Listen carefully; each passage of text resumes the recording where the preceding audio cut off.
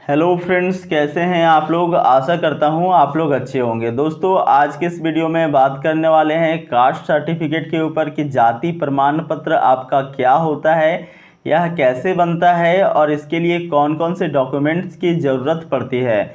दोस्तों, सबसे पहले हम लोग बात करेंगे कास्ट सर्टिफिकेट क्या होता है। साथियों, अगर कास्ट सर्टिफिकेट की बात करें तो देखिए, जाति प्रमाण पत्र आपका जाति का पहचान है। आप किसी भी कैटेगरी से बिलोंग करते हैं, जैसे एससी हो गया, एसटी हो गया, ओबीसी हो गया, इन सभी कैटेगरी में से भिन्न भिन्न जातियां हैं। आप जिन भी जाति से होंगे, यदि अपने जाति का प्रमाण पत्र बनाते हैं तो आपको काफ़ी सुविधाएं, बहुत सारी सुविधाएं मिलती हैं। जैसे आप स्कूल कॉलेजेस में जाते हो तो वहाँ पे कई सारे क्षेत्र में आपको छूट मिलती है। इतना ही नहीं दोस्तों, आप किसी भी फॉर्म को भरते हो गवर्नमेंट जॉब के रिगार्डिंग, चाहे वो स्टेट लेवल पे जॉब हो या फिर वो सेंट्रल लेवल का जॉब हो, तो वहाँ पे भी आपको आरक्षण मिलता है। सो दोस्तों, जाति प्रमाण पत्र काफ़ी महत्वपूर्ण हो जाता है। अब यह बात करते हैं कि ये कैसे बनता है। दोस्तों, आप किसी भी स्टेट से बिलोंग करते हैं या फिर यूनियन टेरिटरी से बिलोंग करते हैं, यानी किसी भी राज्य या फिर केंद्र शासित प्रदेश से बिलोंग करते हैं, आपको बस टाइप करना होगा क्रोम ब्राउज़र में जाकर के ई डिस्ट्रिक्ट। ठीक है, ई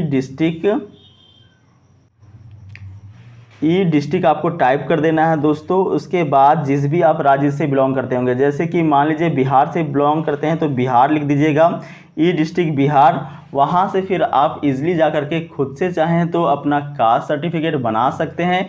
या फिर मान लीजिए आप बिलोंग करते हैं झारखंड से तो ई डिस्ट्रिक्ट झारखंड लिख दीजिएगा। या दोस्तों, अगर यूपी से बिलोंग करते हैं तो ई डिस्ट्रिक्ट यूपी। तो वहाँ से आपको सारी जानकारी मिल जाएगी। आप चाहे तो इसे खुद से ऑनलाइन बना सकते हैं। अगर दोस्तों आपको खुद से समझ में ना आए तो ऐसी स्थिति में आपके आसपास प्रज्ञा केंद्र होगा, सीएससी सेंटर होगा दोस्तों, वहाँ से जाकर के आप अपना कास्ट सर्टिफिकेट यानी जाति प्रमाण पत्र को बना सकते हैं।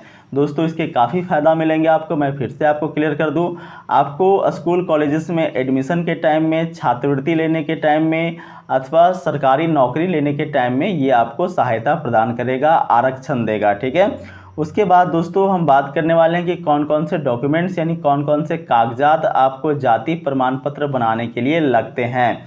दोस्तों, अगर सबसे पहले बात करें लैंड डॉक्यूमेंट का यानी ज़मीन का डॉक्यूमेंट का, तो आपके पास में ये दो में से कोई एक डॉक्यूमेंट होना चाहिए। या तो आपके पास में खतियान होना चाहिए और या फिर ज़मीन का रसीद होना चाहिए।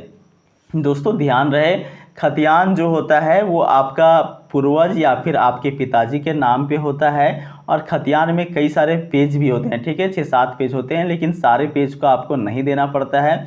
जो खतियान का पहला पेज होता है दोस्तों, जिसमें खाता नंबर लिखा रहता है और जिसके नाम पे आपका खतियान है वो लिखा रहता है। ठीक है, और उसमें कई सारे प्लॉट भी इंडिकेट किए होते हैं, वो काफ़ी महत्वपूर्ण होता है। बस आपको पहला पेज यहाँ पे देना पड़ता है। अगर वो ना हो दोस्तों तो आपका ज़मीन का रसीद होना चाहिए। देखिए साथियों, जो ज़मीन का रसीद है वो प्रत्येक वर्ष यहाँ पे कटता है। सो करेंट रसीद होना चाहिए। मतलब जैसे अभी आज मैं वीडियो बना रहा हूँ तो ये 2022 चल रहा है। ठीक है, तो आपके पास में जो रसीद होना चाहिए वो 2021-22 का होना चाहिए। मतलब लेटेस्ट रसीद आपके पास में होना चाहिए। ये तो दोस्तों बात रहा लैंड डॉक्यूमेंट का। अब अगला जो बात है वो प्रूफ ऑफ एज का, मतलब आपके आयु के प्रूफ का। तो देखिए, जिस भी डॉक्यूमेंट के अंदर, जिस भी कागजात के अंदर आपका एज मेंशन हो, आपका आयु मेंशन हो दोस्तों, वो आपको यहाँ पे प्रूफ ऑफ एज के तौर पे चल जाएगा। जैसे कि आधार कार्ड हो गया, आधार कार्ड के अंदर भी आप देखते होंगे कि उसमें आपका आयु लिखा रहता है, एग्जैक्ट डेट लिखा रहता है। ठीक है, उसके बाद वोटर आईडी कार्ड हो गया, इसमें भी आपका डेट ऑफ बर्थ मेंशन होता है। उसके बाद साथियों बर्थ सर्टिफिकेट हो गया यानी जन्म प्रमाण पत्र। तो इन तीनों डॉक्यूमेंट्स में से आपके पास में जो भी डॉक्यूमेंट्स उपलब्ध होगा दोस्तों, उस डॉक्यूमेंट्स को आप यहाँ पे कास्ट सर्टिफिकेट बनाने के लिए दे सकते हैं। मैं एक बात और क्लियर करना चाहता हूं साथियों कि देखिए, कोई भी डॉक्यूमेंट जैसे आधार कार्ड ही हो गया तो उसको आप 2 से 3 बार दे सकते हैं। जैसे प्रूफ ऑफ एज के तौर पे दे सकते हैं, प्रूफ ऑफ रेसिडेंट के तौर पे भी दे सकते हैं। अब देखिए, तीसरा जो प्रमुख डॉक्यूमेंट लगता है वो प्रूफ ऑफ रेसिडेंट है। अब प्रूफ ऑफ रेसिडेंस का मतलब होता है आपके निवास का प्रूफ, आपके निवास का प्रमाण। ठीक है, आप मान लीजिए झारखंड के अंदर रहते हैं, बिहार के अंदर रहते हैं, बिहार में स्पेशली कोई डिस्ट्रिक्ट के अंदर रहते हैं, स्पेशली कोई गांव के अंदर रहते हैं, तो आपके निवास का क्या प्रमाण है इसके लिए जो है वो डॉक्यूमेंट्स मांगे जाते हैं। जैसे आधार कार्ड में ही आप देखोगे साथियों कि उसमें आपका पूरा का पूरा जो प्लेस है, मतलब आपका स्थान कहाँ पे रहते हो, आपका पोस्ट क्या है, आपका ज़िला क्या है, आपका राज्य क्या है, वो सब कुछ मेंशन होता है।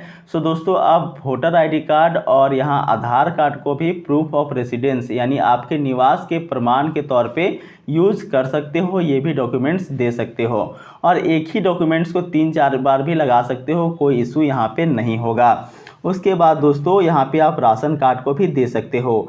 अब बात करते हैं प्रूफ ऑफ आइडेंटिटी यानी आपका पहचान का प्रमाण। ठीक है, प्रूफ ऑफ आइडेंटिटी मतलब आपका पहचान का प्रमाण क्या है। तो पहचान के प्रमाण के लिए भी दोस्तों आधार कार्ड काफ़ी महत्वपूर्ण हो जाती है। इसे आप दे सकते हो, वोटर आईडी कार्ड भी दे सकते हो, या फिर आपके पास में स्कूल अथवा कॉलेज का कोई भी आइडेंटिटी कार्ड होगा। आप स्कूल में पढ़ाई करते होंगे या फिर गवर्नमेंट स्कूल में या सरकार यहाँ पे प्राइवेट स्कूल में या कोई कॉलेज में आप पढ़ते होंगे दोस्तों, तो वहाँ आपको एक आइडेंटिटी कार्ड यानी पहचान पत्र दी जाती है। उसकी सहायता से भी आप अपना यहाँ पे प्रूफ ऑफ आइडेंटिटी दे सकते हो।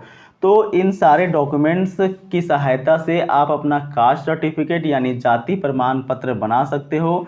उम्मीद करते हैं दोस्तों आपकी सारी समस्याओं का समाधान हो गया होगा। अगर कोई दिक्कत आ जाती है तो कमेंट बॉक्स में ज़रूर पूछें, मैं आपके सारे सवालों का जवाब देने का प्रयास करूंगा। मिलते हैं साथियों अगले वीडियो में, तब तक के लिए नमस्कार।